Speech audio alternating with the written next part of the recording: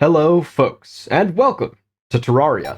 I really love this game. I've played it for a long time. Lots of different difficulties, the classes it offers. I've dipped into modding in the past. I've got quite a lot of experience. But one thing I've never done was learn how to properly build anything much more than this. It's traditional, practical, fashionable even. And while I'm not looking to improve on perfection, I'd like to do something a little bit more. And with the release of Journey Mode, admittedly a little while back, I've decided to revisit the game to do just that. Welcome to the Aspiring Master Builder's playthrough of Terraria. Oh, and some important ground rules to start. I'll always have the game set to Master Mode difficulty, and I won't be using any features of Journey Mode that make the game too easy.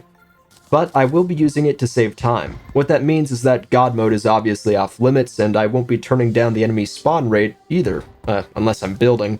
Everything else will come up in its own time, I'm sure. Without further ado, Day 1 was all about exploring the surface, collecting anything I could find worth researching like mushrooms and wood, which I cut down in the starting forest, and cactus, which I found in the desert. I traveled far enough to the left to reach a living wood tree, but before I could get anything, I became confused and suffered my first death. I made some cactus armor, hoping to stave off any future accidents, but it was fruitless, and I died again cold and alone in the dark, #deep, so I decided to head to the right. Day 2, I made it to the snow, and in a small cave collected some ice, which will be important for later. I also reached a large hill which plateaued into an oasis, where I harvested palm trees before continuing my journey and reaching the edge of my world's evil biome. I'm something of a traditionalist.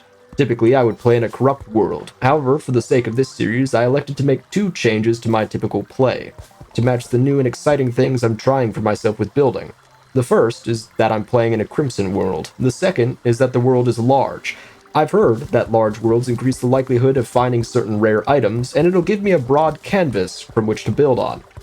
We'll see if that really affects things, but I'm inclined to think it does, because in the same cave I found something incredible, the first of two rare and very desirable items I found in this session alone. Oh my god. There's no way, right? There's no way, right? Dude.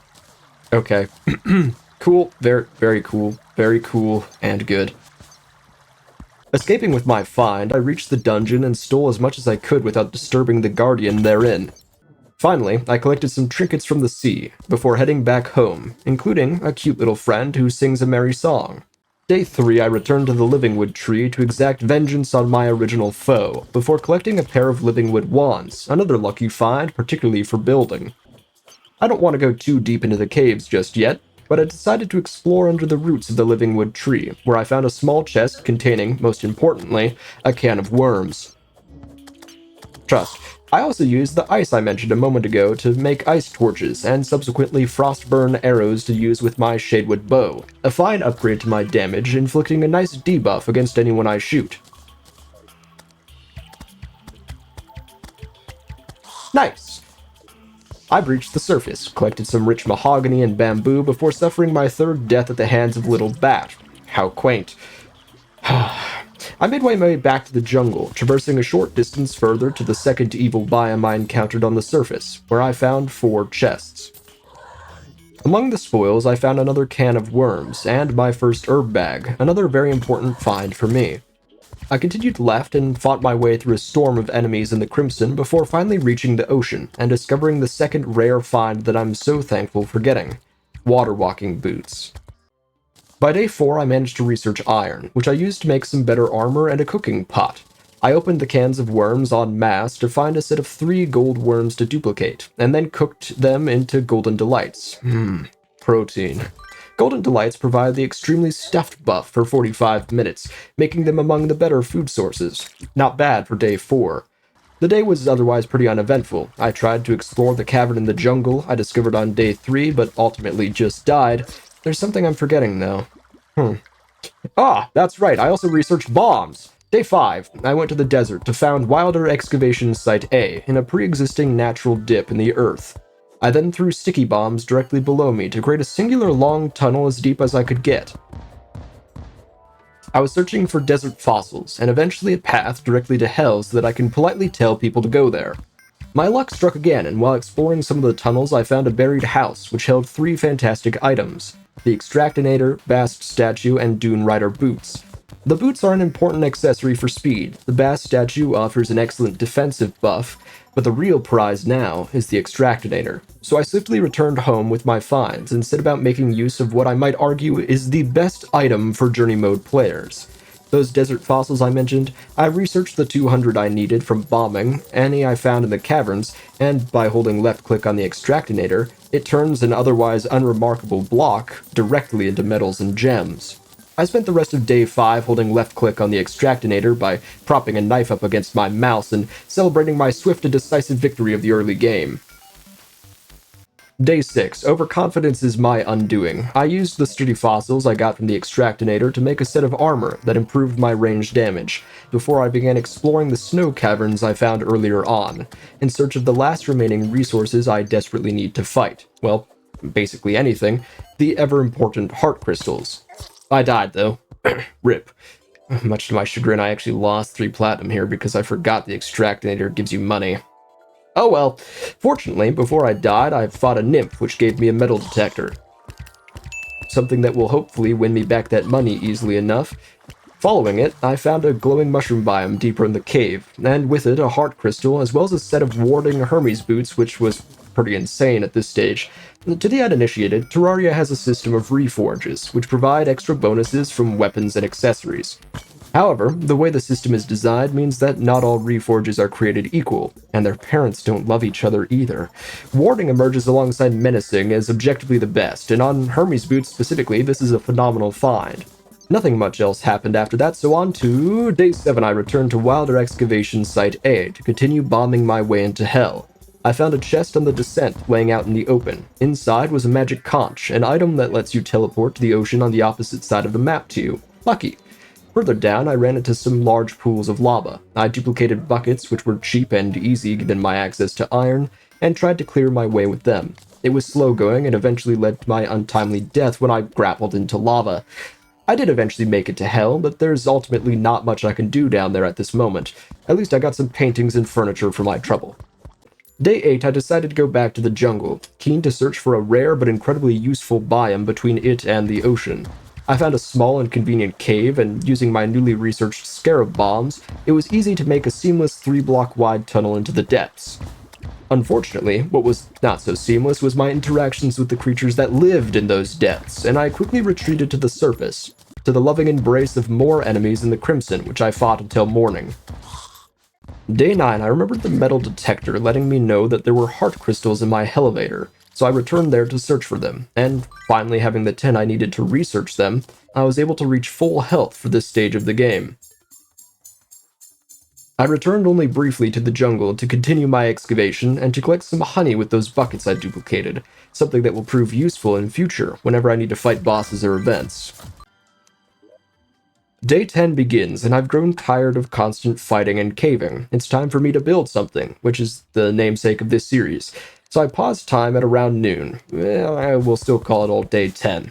I used bombs to blow a hole in the side of a small hill in the spawning forest, and built out an overhanging arch of dirt supported by stone. I set a loose footprint for the foundation of the house before drawing veins of support using craggy stone walls and some other variations you can craft in graveyard biomes, courtesy of the several deaths I had in the previous days. The rest was a matter of trying to break up the texture, so there weren't large sections of the same type of stone. With the mouth of the cave complete, I turned back to the foundation of the house, hollowing out a small section before creating a support out of stone slabs, beneath which I filled in some stone brick walls, broken up with some of the same texture I used for the cave. I added a small flower and some support beams before determining that I should work on the rest of the layout of the house before worrying about any details.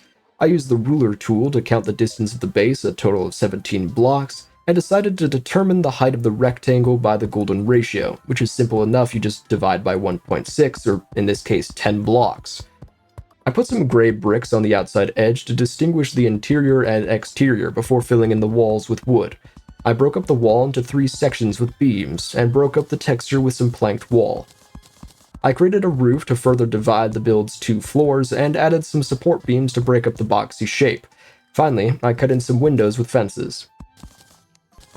I wanted to add some more texture to the build, so I swapped out the walls and support beams for living wood. I also cut in a simple ladder with platforms and a trap door before building an A-frame roof. I also brought down a second beam and shifted the window to create a border around the ladder. I tried to break up the roof with some smaller beams entering the upstairs space and created a roof out of bricks. I toyed with a few designs before settling on this one. I also experimented with using fences to detail it and cut in a chimney. I elected to go for a simple thin post instead of the functional smokestack because the smokestack was just a little too big for this build. Finally, it was a matter of bless me. Finally, it was just a matter of detailing, bringing in furniture to make the home seem lived in, adding a touch of greenery and some environmental effects. The last piece was a sign, so that later down the line I can remember this as my first build that I finished and dedicated a substantial amount of time to. Just when I thought I was done and I'd stepped away for just a moment after turning the flow of time back on, I received a very threatening message in the chat. I knew I had little time to prepare, so I quickly made sure I had a campfire and a heart lantern at the ready to increase my regeneration in the fight against the Eye of Cthulhu. Fortunately, I was able to defeat the Eye with some cunning and narrow escapes, and I claimed the treasure he dropped, and oh yeah, that's cool. Anyhow, that's days 1 through 10. I'm really happy with my first build on this world, and I'm super excited to see where it goes from here. Gotta say it, I might be in love. It's super satisfying how it all comes together. I wanted this first house to be simple, to reflect the stage we're at in the game, so I wanted to use as few materials as possible from biomes outside of the original forest. And I also tried to keep things pretty rustic with those fence windows, so hopefully that all comes across. Ideally, I want to make each build reflect the NPC that's going to live there, but I'll have to think about that more, how to pair them up and where. I want it to be natural, organic, and make a lot of sense. I'll come up with something by next time, I'm sure. Speaking of, thank you very much for watching. If anyone knows any guides or suggestions for building, I would love to have those sent my way. I'm definitely just developing as a builder, and I also want to extend a huge thank you to Chaos, who has a pretty accessible series on that exact topic, which was a big inspiration for this. There'll be a link down below for anyone curious. Anywho, I'm done here.